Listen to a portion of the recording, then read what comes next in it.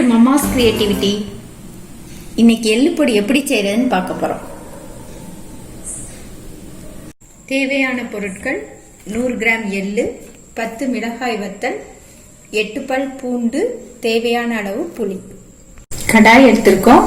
இப்போ வெறும் கடாயில இந்த எள்ளை போட்டு நல்லா வறுத்து எடுக்க போறோம்.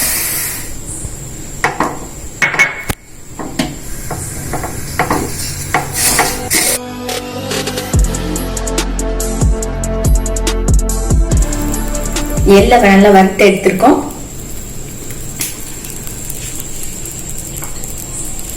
இப்ப வத்தல் எடுத்து வறுக்க போறோம்.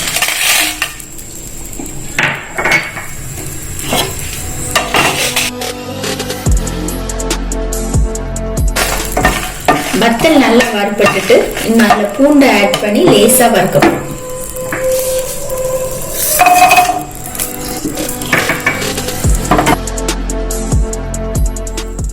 எல்லாத்தையும் நல்லா வறுத்து எடுத்து வச்சிருக்கோம். இதை மிக்சியில் அரைச்சி எள்ளு பொடி ரெடி பண்ண போறோம்.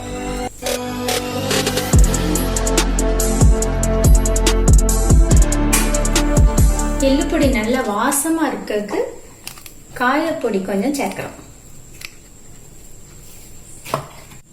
எள்ளு பொடி திரிச்சு ரெடி பண்ணிட்டோம். இப்ப அதை இட்லி கூட வச்சு டேஸ்ட் பார்க்க போறோம்.